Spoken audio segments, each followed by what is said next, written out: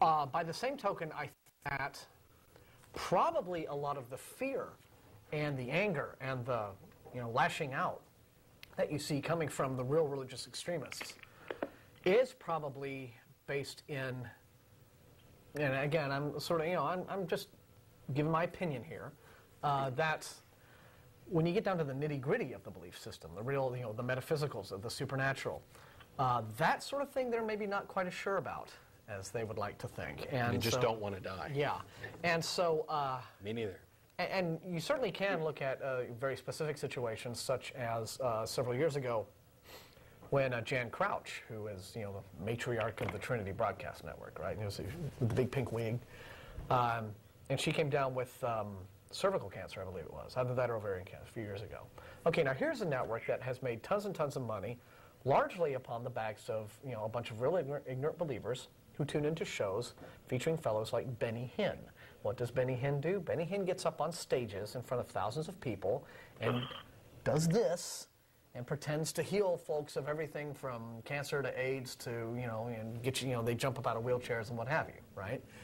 Now, if the Crouches, who put Benny Hinn on the air and rake in tons and tons of money from his program, really believed he could do what he did, then when Jan Crouch was diagnosed with cancer, why didn't they go to Benny Hinn and get a miracle cure from God?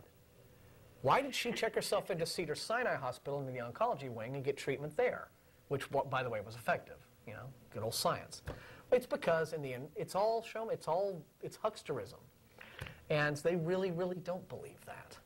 And it's sad, though, that they are still, but they still get out there and they promote it, and they put it on the air, and they take money from people who could certainly use the money for more sensible things to plug that kind of stuff, even though they themselves don't believe it. Why would you, bother spending your money, spending your time, spending your efforts, believing in something that's so completely ridiculous when it can be explained in scientific terms with evidence, with tests and stuff? Because it's not rational. It's not a rational. It's an emotional need that's being fulfilled. Emotions are going to get you killed. They keep doing that sort of stuff. You have to understand, faith is hope and desire mistaken for knowledge. And religion's business is in selling you more hope. Okay? That's the thing. Everybody has things that they can look at in their life, especially right now. We're in the middle of a global economic meltdown. Thank you, Republicans. Okay? And so a lot of people are feeling very hopeless. All right?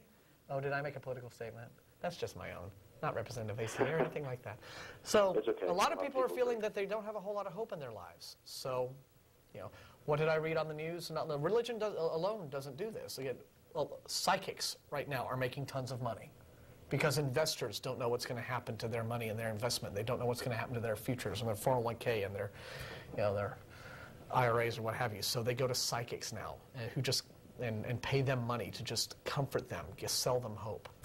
It's not an emotional process. It is an emotional process. It's not a rational one. To be fair and nonpartisan, both parties have completely screwed up. Yes, that's both true. of the major parties have completely screwed up. It just happened to be one of them was in charge at the time when the big screw-up occurred. Yeah, the Dems pretty much signed off on everything. Go ahead, Tyler, because I want to let you get a word in here, and then we'll move on. Yeah, sure.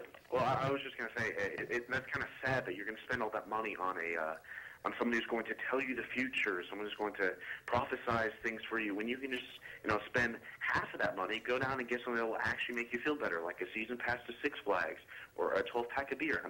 I can think of so many better things that would make me happy than some creepy lady with long fingernails telling me that there's going to be good things going on in my life and then bad things. So what's going to make me feel better? That's because you're willing to be satisfied by temporary happiness, and these people are looking for the permanent happiness, that pot of gold that doesn't exist, this idea that I'm going to be happy forever someday. I'm going to live forever someday. I'm going to live forever and be happy someday. Oh my gosh, how awesome is that? It's a myth. It's silly. Eternal LSD. That's an eternal LSD. You're living on the vision that something amazing is going to be going on in your life forever, when in reality you're just walking around the room grabbing things and being afraid of something that's in the corner of the room that's not there. Yeah. Well, they just spoken like a man of experience. Yeah. They don't like not being sure, and they don't like being insecure. And religion is all. Who does? Yeah. I don't like not being sure. But I am not sure about all kinds of things. But the intelligent thing to do is just realize that that's part of life, and you go through ups and downs, and you know. Hey, guess what? I'm not sure, and neither is anybody else. And so, what's the best thing I can do is try to find out with using good critical thinking skills, good. Somebody's happy all the time, just sit around the house all day and smoke dope. To actually get myself to a position where I'm more sure or less unsure. Yeah. But yeah, thanks for calling, Tyler. I appreciate it. Oh, thank you. I appreciate it. Y'all have some fun. Hopefully another person will call in and they'll be like, God is real, and have some funny excuse for why. Well, we'll see. We'll see. We may have... Whoops. I think Tyler's getting ready to say something else. Oh, thank you for calling, Tyler. Oh, well. We've got, is it Forrest in Springfield? Yes, yep. How you doing? Very well. Anyway, am I live? Yes, sir, you are. You are live. Oh, okay. Hi. Anyway, either the best Turing machine ever. I wanted to, first, before anything, I want to ask you if you could just touch bases during this program on the Board of Education, Texas Board of Education, and how that's going with the evolution in the schools or whatever. Yeah. Things were really bad, and then they got better, and they got bad again, and now we're waiting. The standards were put together by scientists and teachers, and they were good.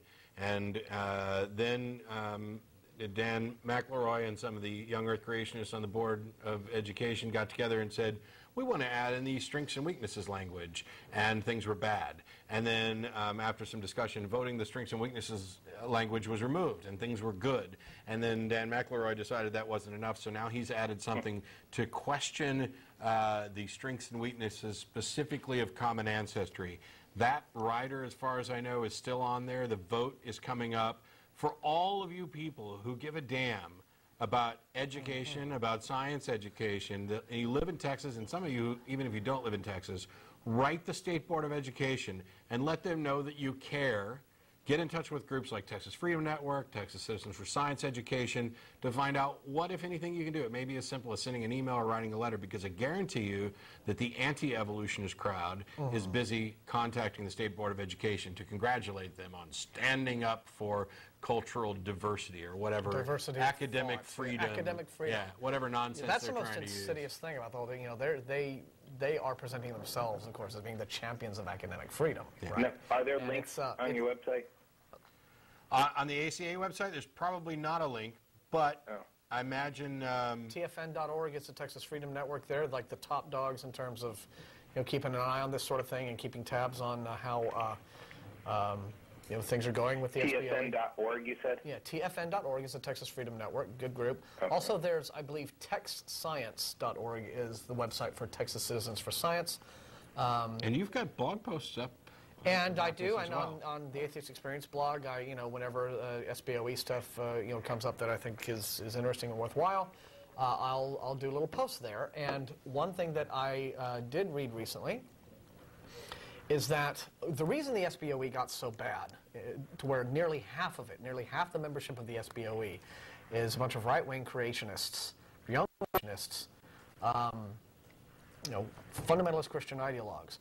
The reason it got that bad is because historically, don't want to sound partisan here, but this just tends to be how, the bowling pins tend to fall. On the Republican side is where the right-wing creationists tend to go, not so much on the Democratic side. But the Democrats in the state of Texas have never really considered the SBOE to be a particularly important election to concentrate their efforts on.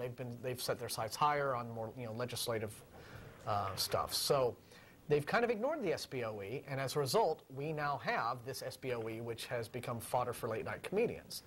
It is really a laughingstock and very shameful. And so one thing that I have read recently is that there appear to be some folks who are about to announce that they're going to challenge, when it comes re-election time, some of the real right-wing stalwarts, like Cynthia Dunbar, who wrote this editorial for the Christian Worldview Network, their website, basically saying that Obama was in league with terrorists, which caused such a furor that even these people who will post anything, there is no limit to the crazy that they will, post on their website. Even they took it down, saying that harms our credibility.